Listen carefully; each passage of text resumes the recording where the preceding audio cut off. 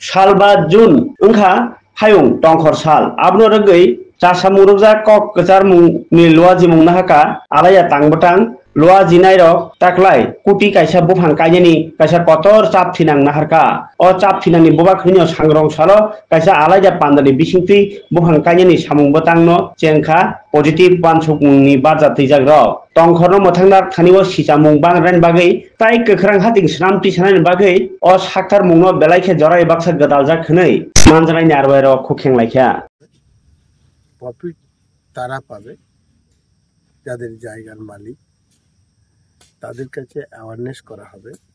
এখানে কোনো অনুদান নেই, এখানে কোনো রকম ধরনের কাউকে জোর করে দেওয়া হচ্ছে না। যদি কেউ ফর্ম ফিল আপ করে তার জায়গা কোথায়, জমি কোথায়, সে রক্ষণাবেক্ষণ করে সমস্ত আন্ডারটেকিং নিয়েই করা হবে, কারণ এটা সোসাইটি সামাজিক দায়বদ্ধতায় ব্যয় করছে। অতএব আপনি নিশ্চিত থাকুন এ ব্যাপারে সোসাইটির ভাবনা চিন্তা আছে যে আমরা গাছটা কেউ বললো আমরা দিয়ে দেবো না, আর কেউ বললো আমরা লাগিয়ে দেবো না, তার যথাযথ জায়গা আছে কি না। আপনারা আমাদের সংস্থার কাজ দেখছেন, আমরা কলেজটি করেছি, এই প্রশ্নের উত্তরটা পরের বারে দিয়ে দেবো। কারণ বৃক্ষ তোমার ফল তোমার তার ফলটা পরিচয়েই ফল, তো তা 1 বছর হলে এই কর্মসূচি অন্তত আমি এখানে যেটা বললাম সেটা কম বলেছি, 1 লাখ বলেছি। আমি আপনাকে বললাম আমি গাছ দেখিয়ে দেবো 3 থেকে 4 লাখ গাছ। অনেক কিছু বিস্তারিত বলেছেন, আমি জাস্ট একটু বলবো যে সবাই একটা যদি আমরা ভাবি যে গাছটা আমাদের, যে আমরা 1 কোটি গাছ লাগাবো, সেভাবে যদি আমরা চিন্তা করি যে ওটাকে আমরা কিভাবে বাঁচিয়ে রাখবো। কারণ সবাই বাইনাও আমরা জানি যে একটা গাছ অনেক মানুষের প্রাণ দেয়, তাই তো। তো প্লাস গ্লোবাল ওয়ার্মিং তো একটা ফ্যাক্ট, প্রতি বছর 2 ডিগ্রি করে আমাদের টেম্পারেচার বেড়ে যাচ্ছে, যার দরুন সার্কুলেশনে প্রচুর জল আসে, ফ্লাড হয়।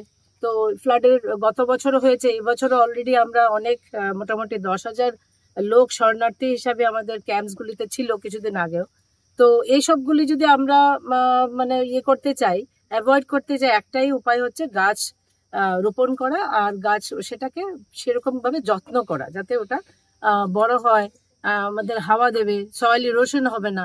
তো সেটার অনেক গুণ আছে, সেটাই আমি বলতে চাইছি। সবাই এটা একটা টিম ওয়ার্ক, সারা ত্রিপুরাবাসী যদি আমরা ভাবি আজকে আমরা যে উদ্যোগটা নিয়েছি সেটা যদি আমরা সামনের দিকে নিয়ে যেতে চাই, তো এটা আমাদের জন্য বিশাল একটা পদক্ষেপ আজকে। তো সবাইকে এটাই আমি বলবো। আমাদের চেয়ার প্রেসিডেন্ট মিস্টার মলয় পীর সাহেব, উপস্থিত আমাদের ফ্যাকাল্টিরা, স্টুডেন্ট, আদার নন টিচিং স্টাফ এবং ওমেন এন্টারপ্রিনার্স যারা আছেন, সবাইকে আমার অনেক শুভেচ্ছা। আজকে এই ওয়ার্ল্ড এনভায়রনমেন্ট ডে আমরা উদযাপন করার মাধ্যমে পজিটিভ বার্তা আয়োজিত যেই কর্মসূচি স্যার তখন আপনাদেরকে বললেন, সেটা শুরু করতে যাচ্ছি, উই আর স্টার্টিং। তো এটা শুধু গাছ লাগানোটা একটা টার্গেট, পার্ট অফ ইট। এর মধ্যে শুধু গাছ লাগালেই চলবে না, অ্যাওয়ারনেস প্রোগ্রাম স্যার যেটা বললেন, অ্যাওয়ারনেস মানে গ্রামে গঞ্জে শহরে সর্বত্র জনগণের মধ্যে যে সচেতনতা বৃদ্ধি করা, এটা নিয়ে যে কীভাবে আমরাই আমাদের সর্বনাশ করছি, এই পৃথিবীকে সেই দূষণমুক্ত কিভাবে করা যায়, আমরাই দূষিত করছি। এখন এটা থেকে মুক্তি পেতে কি কি করণীয়, কি আমাদের জিনিসগুলো লক্ষ্য রাখতে হবে, সচেতন হতে হবে, সেই জিনিসগুলোকে সঠিকভাবে সঠিক জায়গায় প্রচার করা, এবং সঙ্গে যে বৃক্ষরোপণ। কারণ বৃক্ষরোপণ কেন, সাইন্টিফিক্যালি আমরা জানি গাছ থেকে অক্সিজেন হয় এবং গাছ কার্বন ডাই অক্সাইড শুষে নেয়। এবং আজকের দিনে যে পলিউশন হচ্ছে, মেইনলি যেটা কার্বন ডাই অক্সাইড পলিউশন, সেটাকে কাউন্টার করার জন্য একমাত্র গাছই উত্তর। যত গাছ বেশি হবে তত অক্সিজেন বেশি পাবো আমরা, কার্বন ডাই অক্সাইড শুষে নেবে গাছ। এই জিনিসগুলো, ছোট্ট ছোট জিনিসগুলো এন্টারপ্রেনাররা সবাই গ্রামে আপনাদের এলাকায় গিয়ে ঘরে ঘরে সবাইকে সচেতন করতে হবে।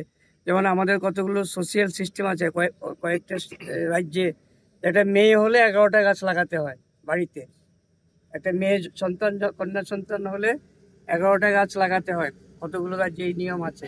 এরকম আমাদের সে নিয়ম নেই, কিন্তু আমাদেরকে সচেতনতার মাধ্যমে সবাইকে উদ্বুদ্ধ করতে হবে। হ্যাঁ, যে এই তারপর আমাদের ইয়ে থেকেও যেটা বলেছে যে মা বাবার নামে একটা করে গাছ লাগাও সবাই, কারণ গাছ শত শত বছর বাঁচে, মা বাবা তো এত বছর বাঁচবে না, তো ওদের স্মৃতিটা